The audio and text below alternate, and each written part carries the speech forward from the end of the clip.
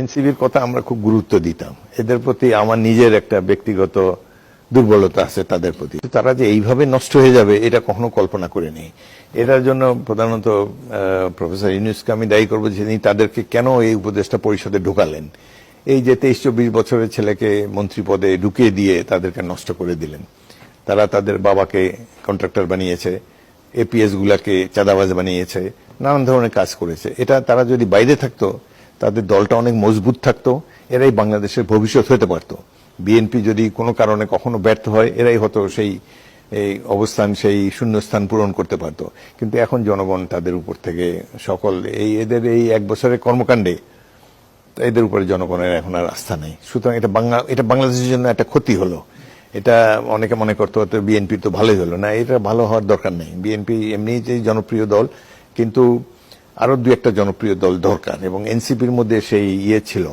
তারা আফটারঅল একটা সরকার পতনে গুরুত্বপূর্ণ ভূমিকা রেখেছে। তারা যেইভাবে এই ক্ষমতার গন্ধ পাওয়ার সাথে সাথে যে ব্যবসায়ীদের কাছে আত্মসমর্পণ করলো, তাদের কাছ থেকে পাজেরো গাড়ি, এই গাড়ি সেই গাড়ি নিল, তাদের কাছ থেকে অফিস নিল, তাদের কাছ থেকে অর্থ সাহায্য নিল, তাদের টাকা হেলিকপ্টারে ঘুরে বেড়াচ্ছে, এটা তো কোনো প্রয়োজন ছিল না।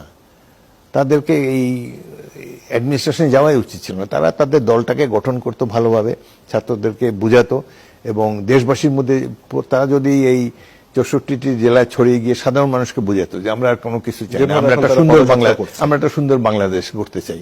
কিন্তু তারা এই বিভিন্ন ধরনের দুর্নীতিবাজ ব্যবসায়ীদের সাথে মিলে তাদের অর্থ আনুকূল্য নিয়ে তারপর জনগণকে বুঝাবে, এটা জনগণ এটা অ্যাকসেপ্ট করবে না। তার মানে বিএনপি বুঝতে পারছে যে সুষ্ঠু গণতন্ত্রের জন্য একটি শক্তিশালী বিরোধী দল দরকার, এবং বিএনপির নিজেকে তো অনেক করতে হবে, সংশোধন করতে হবে নিজেদেরকে। আমাদের মতো বিএনপির প্রত্যেকটি নেতা কর্মীকে গভীর রাতে ঘুমানোর আগে একটা প্রতিজ্ঞা করতে হবে যে আমরা আর কোনো দুর্নীতি করব না। দেশ আমাদের কাছে সবার উপরে। সম্ভব না? না, কেন সম্ভব না? তারা তো এই 17 বছর অনেক সাফার করেছে।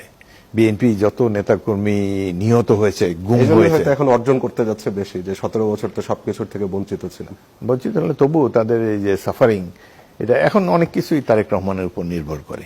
তাকে এই যে পুরানো ধ্যান ধারণা ছেড়ে দিয়ে, বা যেভাবে এতদিন রাজনৈতিক দলটি চলেছে, নতুন রাজনীতি শুরু করতে হবে, নতুন বাংলাদেশের রাজনীতি। জনাব হাফিজ, বিএনপি যে বলছেন যে একটা শক্তিশালী বিরোধী দলের প্রয়োজনীয়তা অনুভব করে এবং সুষ্ঠু গণতন্ত্রের স্বার্থে তা হয়তো দরকার, অবশ্যই দরকার, তাহলে বিএনপি পিআর পদ্ধতি চায় না কেন? মানে চেক এন্ড ব্যালেন্স তো সেখানে হবে, অন্তত উচ্চ কক্ষে তো চাইতে পারে।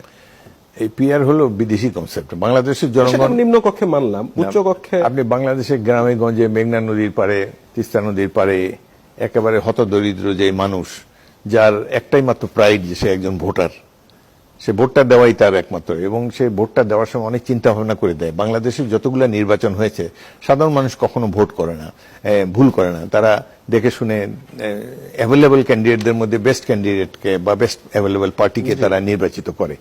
কিন্তু এখন সেই মেঘনাপাড়ের সেই দরিদ্র কৃষক, সে তো ইভিএমও যেমন বুঝে না, তার পক্ষে মুশকিল। একইভাবে তিনি যখন ভোট দিতে যাবেন, যদি দেখেন কোনো প্রার্থী নাই, কোন একটা মার্কাকে আম মার্কা বা জাম মার্কায় ভোট দিতে হবে, তাহলে তিনি কার কাছে যাবেন বিপদে? সেটা নিম্ন কক্ষতে আমি মানলাম যে সেখানে প্রার্থী থাকবে, কিন্তু উচ্চ কক্ষতে সমস্যাটা। উচ্চ পক্ষের কোনো, আমি আমার ব্যক্তিগত মতটা বলি, উচ্চ পক্ষের কোনো দরকার নেই বাংলাদেশে। এটা দেশটা তো বাংলাদেশ।